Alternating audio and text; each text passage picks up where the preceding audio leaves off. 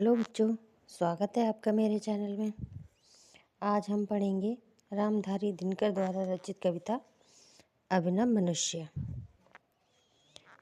है बहुत बरसी धरित्री, पर अमृत की धार, पर नहीं अब तक सुशीतल हो सका संसार। भोग लिप्सा आज भी लहरा रही उद्दाम, बह रही असहाय नर की भावना निष्काम। भीष्म हो अथवा युधिष्ठिर, या कि हो भगवान, बुद्ध हो कि अशोक, गांधी हो कि यीशु महान। सिर झुका सबको, सभी को श्रेष्ठ निज से मान, मात्रवाचिक ही उन्हें देता हुआ सम्मान। दग्ध कर पर को स्वयं भी भोगता दुखदाह, जा रहा मानव चला अब भी पुरानी राह। चलिए बच्चों, पहले शब्दार्थ देखते हैं। उद्दाम माने होता है प्रचंड, निष्काम माने निष्फल, वाचिक माने वाणी से या मौखिक, दग्ध कर यानी जलाकर, पीड़ा पहुंचाकर, पर को अर्थात दूसरों को। प्रस्तुत पद्यांश में आज के मानव की निस्सीम आवश्यकताओं और लालसाओं का वर्णन किया गया है। दिनकर जी कहते हैं कि है बहुत बरसी धरित्री, पर अमृत की धार, कि इस संसार में अनेक महात्माओं ने समय समय पर जन्म लिया है ना, और जन्म लेकर अपने उपदेशों की अमृत वर्षा की है, किंतु उससे आज तक भी इस संसार में शांति स्थापित ना हो सकी है ना। पर नहीं अब तक सुशीतल हो सका संसार, पर मतलब उससे आज भी इस संसार में शांति स्थापित नहीं हो सकी। भोग लिप्सा आज भी लहरा रही उद्दाम, आज प्रत्येक मनुष्य ईर्ष्या, द्वेष, कपट, छल, धोखा और घृणा की अग्नि में निरंतर जल रहा है। वह रही असहाय नर की भावना निष्काम। और कहते हैं आगे कि उन अवतारी पुरुषों और मनुष्य, जो अवतारी पुरुष हैं और ज्ञानी महात्माओं हैं, उनके अमृत वचन जो हैं वो मनुष्य के हृदय में स्थित राग, द्वेष और भोग लिप्सा की लपलपाती प्रचंड अग्नि को शीतल नहीं कर सके है ना। अर्थात मनुष्य को भोग लिप्सा से मुक्त ना कर सके।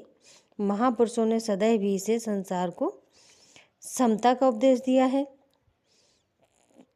ना। कहीं भी उनका उपदेश फलीभूत होता दृष्टिगत नहीं होता।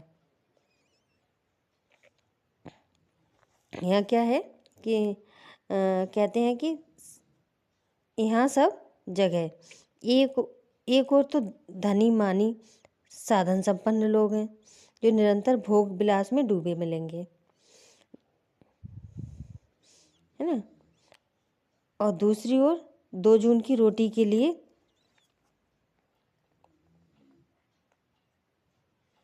वहीं दूसरी ओर कैसे लोग हैं, असहाय और साधनहीन है ना, विवश मनुष्य भी मिलते हैं जिनकी कोई भी कामना फलीभूत नहीं होती। यानी कभी कहना चाह रहे हैं कि एक ओर तो धन संपन्न लोग मिलेंगे, साधन संपन्न लोग मिलेंगे, धनी लोग मिलेंगे, और दूसरी ओर कैसे मिलेंगे, असहाय, साधनहीन, विवश मनुष्य है ना। बह रही असहाय नर की भावना निष्काम, यानी असहाय लोग मिलेंगे जिनकी कामनाएं कैसी होंगी, निष्काम होंगी। तो उनके लिए क्या, 2 टाइम की रोटी भी, 2 समय की रोटी भी नहीं मिल पाती है, जिसके लिए वो तरसते रहते हैं और बहुत कठिन परिश्रम करते हैं। भीष्म हो अथवा युधिष्ठिर, या कि हो भगवान, इस पृथ्वी पर समय समय पर अनेक महापुरुषों ने जन्म लेकर अपने पवित्र शुद्ध बुद्ध श्रेष्ठ आचरण के द्वारा लोगों को समझाया है। बुद्ध हो कि अशोक, गांधी हो या यीशु महान, यानी कि कोई भी हो, जितने भी महापुरुष हुए हैं इस पृथ्वी पर है ना, उन्होंने क्या किया है, श्रेष्ठ आचरण से लोगों को समझाया है कि परोपकार, दया, अहिंसा, प्रेम है ना, कर्मनिष्ठा, ये क्या है, श्रेष्ठ जीवन के मूल तत्व हैं। ठीक है, और इन्हीं को अंगीकार करके जीवन को सार्थक बनाया जा सकता है ना। सिर झुकाकर सबको सभी को श्रेष्ठ निश्चय मान, मात्रवाचिक ही उन्हें देता हुआ सम्मान। कह रहे हैं कि मनुष्य ने सिर झुकाकर अत्यधिक सम्मान और श्रद्धा के साथ इन सभी महापुरुषों की श्रेष्ठता को स्वीकार किया है, लेकिन उनकी विडंबना क्या है? मात्रवाचिक ही उन्हें देता हुआ सम्मान। उन्होंने उनकी श्रेष्ठता को केवल मौखिक रूप से स्वीकार किया, उनका लेश मात्र भी अपने में आचरण नहीं किया, है ना। दग्ध कर पर को स्वयं भी भोगता दुखदा। और आगे कहते हैं कि अपनी कथनी करनी के इसी अंतर के कारण वह दूसरे लोगों का शोषण करके उन्हें पीड़ा पहुंचाता है, दूसरों को दुखी मतलब दुखों की आग में झोंक देता है और स्वयं भी उस आग में जलता है। जा रहा मानव चला अब भी पुरानी राह, वह आज भी अपने आदिम युग के क्रूर, निर्मम और पशुत्व मार्ग पर चला जा रहा है। चलिए बच्चों, व्याख्या एक बार फिर से देखते हैं। दिनकर जी कहते हैं कि इस संसार में अनेक महात्माओं ने समय समय पर जन्म लिया है और जन्म लेकर अपने उपदेशों की अमृत वर्षा की है, किंतु उससे आज तक भी इस संसार में शांति स्थापित नहीं हो सकी। आज प्रत्येक मनुष्य ईर्षा, द्वेष, कपट, छल, धोखा और घृणा की अग्नि में निरंतर जल रहा है। उन अवतारी पुरुषों और ज्ञानी महात्माओं के अमृत वचन मनुष्य के हृदय में स्थित राग, द्वेष और भोग लिप्सा की लपलपाती प्रचंड अग्नि को शीतल नहीं कर सके, अर्थात मनुष्य को भोग लिप्सा से मुक्त ना कर सके। महापुरुषों ने सदैव भी इस संसार को समता का उपदेश दिया है, किंतु कहीं भी उनका उपदेश फलीभूत होता दृष्टिगत नहीं होता है। यानी कि जो उन्होंने उपदेश दिया है वह कहीं भी फलीभूत होता हुआ दिखाई नहीं देता है। यह सब जगह क्या है, एक और तो धनी लोग हैं, साधन संपन्न लोग हैं जो निरंतर भोग विलास में डूबे रहते हैं, है ना, और दूसरी ओर वो लोग हैं जो साधनहीन हैं, विवश हैं और ऐसे मनुष्य हैं जिनको 2 समय का खाना भी नहीं मिलता। रात दिन परिश्रम करते हैं, जी तोड़ सब कुछ करते हैं, लेकिन उनके जो मनोरथ हैं वो कैसे हो जाते हैं?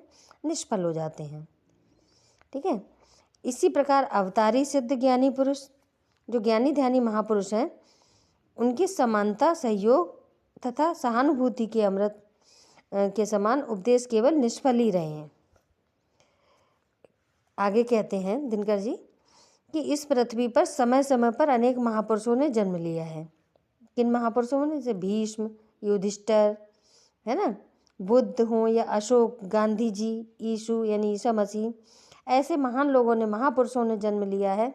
अपने पवित्र, शुद्ध, बुद्ध, श्रेष्ठ आचरण द्वारा लोगों को समझाया कि परमेश्वर, परोपकार, दया, अहिंसा, प्रेम और कर्मनिष्ठा ही श्रेष्ठ जीवन के मूल तत्व हैं। इन्हीं को अंगीकार करके जीवन को सार्थक बनाया जा सकता है। दृढ़ निश्चयी भीष्म, सत्यनिष्ठ युधिष्ठिर, निष्काम कर्म निष्ठा के प्रवर्तक भगवान कृष्ण, जीवन के प्रत्येक क्षेत्र में आदर्श का श्रेष्ठ प्रतिमान प्रस्तुत करने वाले भगवान श्री राम, सत्य, अहिंसा एवं प्रेम का संदेश देने वाले महात्मा गौतम बुद्ध, सम्राट अशोक और प्रभु यीशु, ऐसे ही महापुरुष हैं जिन्होंने समय समय पर अपने जन्म से इस धरा को पुण्य बनाकर संसार का पथ प्रदर्शन किया है। दिनकर जी आगे कहते हैं कि मनुष्य ने सिर झुकाकर अत्यंत सम्मान और श्रद्धा के साथ इन सभी महापुरुषों की श्रेष्ठता को स्वीकार किया, किंतु विडंबना क्या है कि इन्होंने उनकी श्रेष्ठता को केवल मौखिक रूप में स्वीकार किया है ना, जो उनका आचरण है वो अपने में बिल्कुल भी नहीं उतारा है। यानी कथनी और करनी में अंतर होने के कारण वो क्या करते हैं? दूसरे लोगों का शोषण करते हैं, उन्हें पीड़ा पहुंचाते हैं और दूसरों को दुखों की अग्नि में झोंककर वह स्वयं भी उस आग में जलते हैं मनुष्य। वह आज भी अपने आदिम युग के क्रूर, निर्मम एवं पशुत्व मार्ग पर चल रहे हैं, उससे दूर नहीं हुए हैं। चलिए बच्चों, अब हम काव्य सौंदर्य देखते हैं। मानव अपने दुखों का निमित्त स्वयं है और उसका एकमात्र निदान आचरण की शुद्धता और पवित्रता है। भाषा साहित्यिक खड़ी बोली, शैली प्रबंधात्मक, अलंकार रूपक, दृष्टांत एवं अनुप्रास, रसवीर एवं शांत, छंद स्वच्छंद है, गुण ओज एवं प्रसाद है, शब्द शक्ति अविदा एवं लक्षणा है। आशा है बच्चों आपको पद्यांश अच्छा लगा होगा। थोड़ा लंबा पद्यांश था ये और आपके एग्ज़ाम शुरू होने वाले हैं। आप प्लीज़ इनको तैयार करें, हमारे चैनल को सब्सक्राइब करें, लाइक करें, शेयर करें, जिससे आगे की वीडियो आपको मिल सके। धन्यवाद।